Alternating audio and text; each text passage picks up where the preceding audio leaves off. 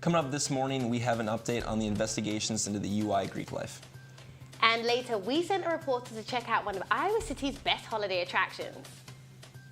The DITV pregame show coming up in sports. Stick around for our predictions. Now don't be too jealous that the football team is going to Florida. I'll discuss their forecast coming up in weather. All that and more coming up this Friday, December 14th edition of DITV. Don't go anywhere, DITV starts right now.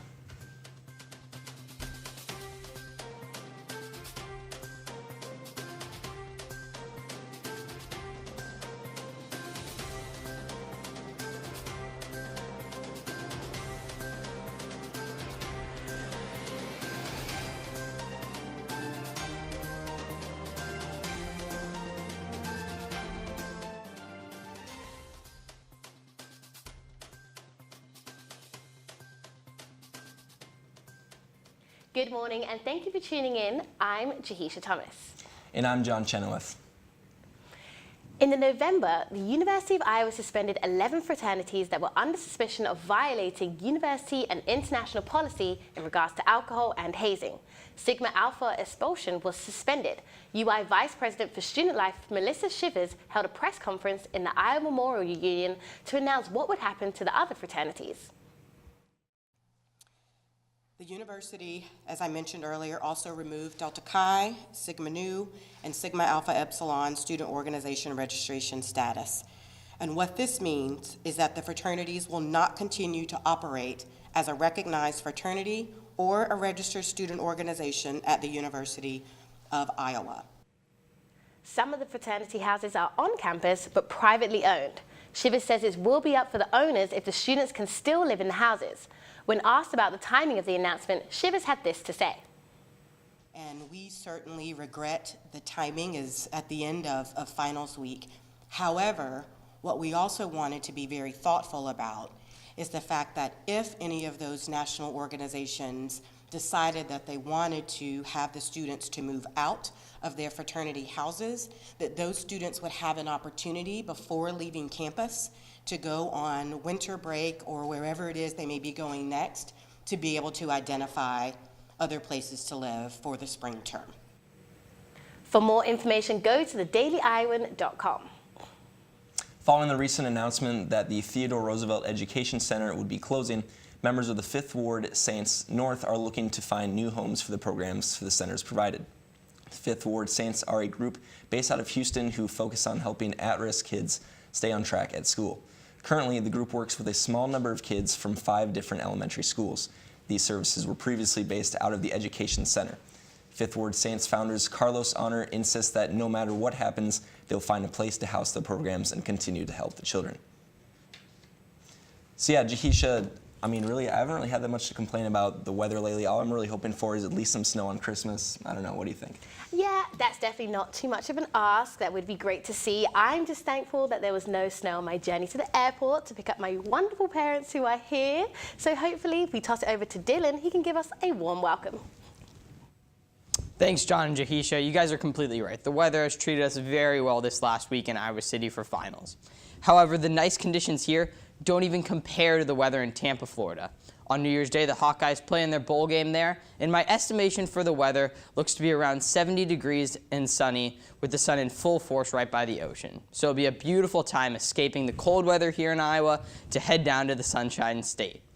Now, today here we are looking at an almost 40 degree temperature difference here today in Iowa City. We'll have temperature of 28 degrees and partly cloudy skies.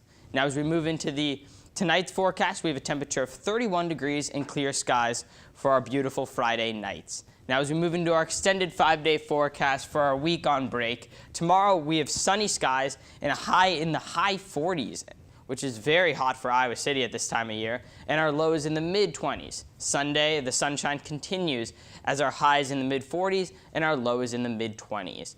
Monday, we have our high in the high 30s and a low in the low 20s with the sun still shining bright. Tuesday, we have partly cloudy skies with our high in the low 40s and our low at around 30 degrees. Finally, to wrap up my forecast, on Wednesday, we have partly cloudy skies with a high in the mid-40s again and a low at around 30 degrees. Well, it looks like we have a beautiful forecast for this next week. That's all I got in the weather studio, and I'm glad there's no rain or snow, so hopefully we all have safe travels back home for the holidays. Guys at the desk, back to you. New food options are coming to the Old Capitol Town Center.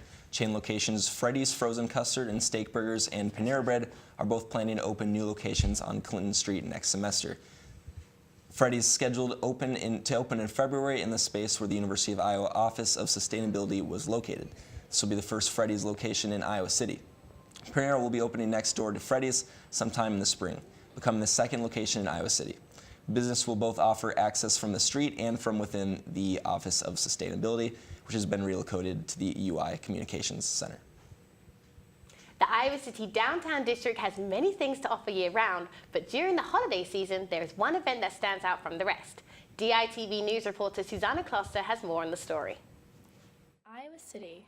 During the holiday season, it has something truly magical about it that draws families out and about. One of the most popular events the Iowa City Downtown District puts on during December is the horse-drawn trolley ride. Every year, like, each one sells out. Like, I think they sell out, sometimes last year was within like 10 minutes of like going on sale, because they're all like ticketed times and it's all free. But I think it's just people kind of becoming aware of it, and like the fact that we've done it so many years in a row.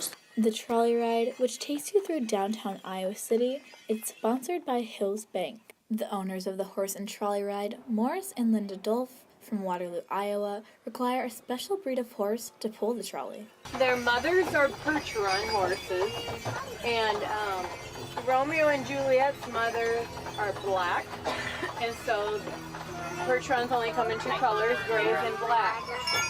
As Linda said, the two horses, Romeo and Juliet, are a breed called Percheron, a type of draft horse that is specifically used for working because of their size and intelligence. What makes this event so special are the families that take part in it, from singing Christmas carols to simply enjoying the view during the ride.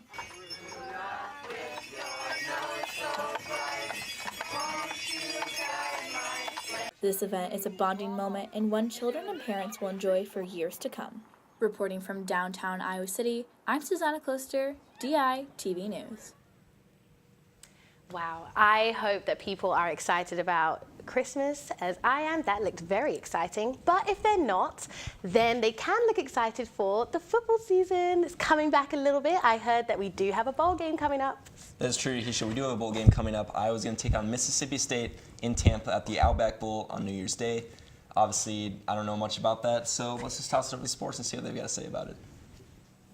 Well, good thing you have us, John. Hello and welcome to this special bowl game edition of DITV's pregame show. I'm your host, Beau Bowman, alongside Lucy Rohden. Yeah, Iowa will take on Mississippi State in the 33rd Outback Bowl in January. It's Iowa's third time participating in the Outback Bowl in the last 6 years. And while the Hawks may be familiar with the bowl game itself, it's pretty unfamiliar with Mississippi State. They've never played the Bulldogs, but they've got a lot to catch up on. They have one of the best defenses in the country, leading the nation with only 12 points allowed per game. And their offense has been efficient too. They've got a dual threat quarterback in Nick Fitzgerald. He's the team's leading rusher with over 1,000 rushing yards on the season.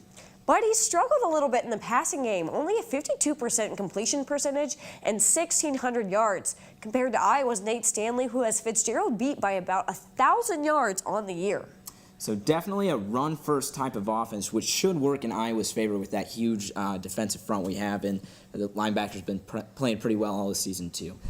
But here's what the team had to say about what they need to do to stop Fitzgerald. Looks like they're an outstanding defensive football team. I know they've got a really good quarterback. Sounds like a guy who's a very strong leader. Their quarterback's kind of the engine of their offense. He's their leading rusher with over 1,000 yards rushing, and it's going to be a big challenge for us defensively. So. Now, as we all know, the Outback Bowl, sponsored by Outback Steakhouse. Each year, the bowl assigns one team to one of their two famous appetizers, the coconut shrimp or the bloomin' onion. And we asked the Hawks which one they'd prefer. I don't know. I like both of them, but I'll probably go with bloomin' onion. So. Coconut shrimp. I've been to Outback. There's one in Cedar Rapids. That's probably what my go-to for an appetizer. So it's pretty good. I mean, more so bloomin' onion. but you know, not a huge shrimp fan. So Coconut shrimp. I'm allergic to onions, so yeah. Oh, okay. Yeah. That makes sense. Yeah. Probably bloomin' onion. That's just what I've had more of, probably. Pretty good. Great explanation by Parker Hesse there. Really dug deep into the conversation. But personally, I'm a bloomin' onion guy. No, I'm the same. I was pretty upset when I found out Iowa was coconut shrimp. Every year it seems like coconut shrimp. It's just not fair. It's not. Nobody wants a shrimp. No. Except for Jake DeRoss. The Outback Bowl is just around the corner, and the football team is gearing up for football in paradise. What about Hawkeyes on campus? DITV's Declan Levy hit the streets to find out what students are predicting for the Outback Bowl. I'm standing outside the Hawk Shop in the IMU to get a grasp on what Hawkeye students think is going to happen in the bowl game. Hailey, Iowa taking on Mississippi State in the Outback Bowl in Florida. Who do you think is going to win? Iowa, of course. Why is that? Noah Fant, he's not going to be playing. He's getting ready for the NFL draft. Are they going to have to be running it down Mississippi State's throat, or are they going to be relying on Nate Stanley? I feel like we're going to rely on Nate Stanley. I feel like we've pretty much counted on him the whole year, so I think he'll pull through. 2 8-4 teams going up against each other in the Outback Bowl. Big Ten team and an SEC team. Who's coming out on top? I'm going to have to go with the Hawks. Mississippi State's definitely a formidable team. 4 losses in the SEC is definitely something to be proud of, but Hawks have been in almost every game they've lost. But I kind of like what we're doing. I think we're pretty tough in the trenches, and I think we're going to come out on top. Who would win in a fight, a Bulldog or a Hawkeye? A Hawkeye. A Hawkeye. Yeah, absolutely. Okay. That's no question, okay? Yeah. The Bulldog's sleeping, like he's defenseless. The Hawkeye just dives in and pecks at him, you know? Yeah. It doesn't have to be like just a full-on brawl in the moment. We're talking about a long, drawn-out war of attrition here, and the Hawkeye's got the advantage because it can just perch on a tree, yeah. John, thank you for the most entertaining interview of the day. Oh, boy. A lot of interesting takes to be had by the students on the University of Iowa campus. I personally think the Hawks are going to take it 17-14. We'll find out later. Reporting from the IMU, this is Declan Levy for DITV Sports. Okay, now before we sign off, really quickly, Lucy, your prediction for the game. Unlike that last kid, I'm picking Iowa because my family's in town. The Hawks seem to win when the Rohdeens are watching. I'm the same. I'm going with the Hawks. Hawks by 1 million. That's it for this edition of the DITV pregame show and a wrap for the season. So we'll be sure to follow us on Twitter, Instagram, Facebook, the whole shebang, leading up to the bowl game for the best coverage in Hawkeye sports. Guys at the desk, back to you.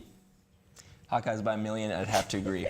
It's Friday, and that means it's time for the ICAC Animal of the Week. This is reserved for that one special animal at the Iowa City Animal Care and Adoption Center who's ready to meet their new family. This week's furry friend is Phil. Phil is a 2-year-old pit bull mix who has just much energy as he does love to share. Phil loves to play but likes to play rough, so he will need a family who's willing to teach him his limits. Phil loves both indoors and outdoors and will need a regular daily routine in order to get used to his new environment. For more information about Phil, check out the ICAC website, call the phone number, or just go and give him a visit. So, I hope you guys do. I will not be able to be there, but hopefully you can take my place. I want to thank you all for this Friday morning edition and my last edition of DITV. We hope you have a great break, Hawkeyes. For DITV, I'm John Chenoweth. And I'm Jahisha Thomas, Iowa City. It has been a pleasure. Goodbye.